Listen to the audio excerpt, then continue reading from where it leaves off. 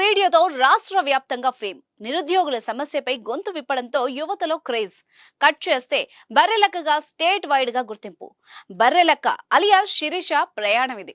ఇక ఇటీవల ముగిసిన అసెంబ్లీ ఎన్నికల్లో రాష్ట్ర వ్యాప్తంగా బర్రెలక్క పేరు మార్మోగింది. నాగర్ కర్నూలు జిల్లా కొల్లాపూర్ నుంచి ఇండిపెండెంట్ గా ఆమె ఎమ్మెల్యే అభ్యర్థిగా బరిలో నిలిచారు. ఎన్నికల్లో ఆమెకు 5,754 ఓట్లు రాగా 4వ స్థానంలో నిలిచారు. ఆనాటి బీఆర్ఎస్ సర్కార్లో ఉద్యోగం రాకపోవడంతో బర్రెలు కాస్తూ బతుకుతున్నానంటూ తీసిన వీడియో వైరల్ అయింది. దీంతో ఆమెకు సోషల్ మీడియాలో భారీగా మద్దతు లభించింది. తాజాగా బర్రెలక్కకు సంబంధించిన మరో వార్త వైరల్ అవుతోంది. అదేంటో ఇప్పుడు చూద్దాం. అన్ని రకాల చర్మ సమస్యలకు శాశ్వత పరిష్కారం ఈ శ్రీత 9281458181. నిరుద్యోగుల తరపున అసెంబ్లీ ఎన్నికల్లో పోటీ చేసి హాట్ టాపిక్ గా మారిన బర్రెలక్క మరో కీలక ప్రకటన చేశారు. ఎమ్మెల్యే ఎన్నికల్లో ఓడిపోయినా తగ్గేదే లే అంటున్నారు. తాను ఏమాత్రం తగ్గబోనని, రానున్న లోక్సభ ఎన్నికల్లో పోటీ చేస్తానని కీలక ప్రకటన చేశారు. మల్కాజిగిరి ఎంపీ స్థానం నుంచి బర్రెలక్క పోటీ చేయనున్నట్టు సమాచారం. అయితే తెలంగాణలో ప్రభుత్వం మారింది. మరి ఏ డిమాండ్ తో ఆమె ఎన్నికల బరిలో నిలవనున్నారన్నది తెలియాల్సి ఉంది. అంతేకాకుండా మల్కాజ్గిరి స్థానం నుంచి ఎంపీగా పోటీపై బర్రెలక్క క్లారిటీ కూడా ఇవ్వాల్సి ఉంది. దీంతో ప్రస్తుతం మల్కాజ్గిరి పార్లమెంటు నియోజకవర్గ స్థానం రాష్ట్ర వ్యాప్తంగా తీవ్ర చర్చనీయాంశం అవుతోంది.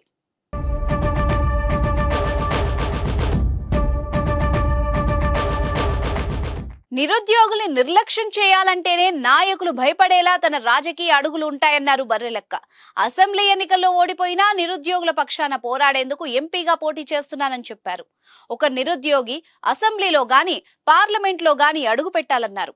డబ్బు ఇచ్చేవాళ్లకు కాకుండా మంచి చేసే వాళ్లకి ఓటు వేయాలని ప్రజలకు సూచించారు.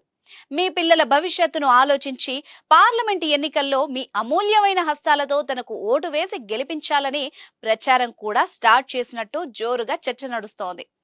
ఒక్కసారి తనకు అవకాశం ఇస్తే అభివృద్ధి అంటే ఏంటో చూపిస్తానని అంటున్నారు బర్రెలక్క. ఇటీవల జరిగిన అసెంబ్లీ ఎన్నికల్లో కొల్లాపూర్ నియోజకవర్గం నుంచి ఆమె ఇండిపెండెంట్ గా బరిలో దిగిన ప్రచారంలో నిలిచి ప్రధాన పార్టీల అభ్యర్థులకు ఆందోళన కలిగించారు. దీంతో సోషల్ మీడియాలో ఆమెకు పెద్ద ఎత్తున యువత మద్దతు కూడా లభించింది. సిబిఐ మాజీ జేడి లక్ష్మీనారాయణ ఆమెకు మద్దతు ఇవ్వడంతో పాటు స్వయంగా నియోజకవర్గంలో ఆమె పక్షాన ప్రచారం కూడా నిర్వహించారు. యానాం మాజీ మంత్రి కృష్ణారావు సహా పలువురు ఆమె ప్రచారానికి పెద్ద ఎత్తున విరాళాలు కూడా ఇచ్చారు. అయితే ఎన్నికల ఫలితాలు అనూహ్యంగా వచ్చాయి. ఆమె కనీసం పోటీ కూడా ఇవ్వలేదు.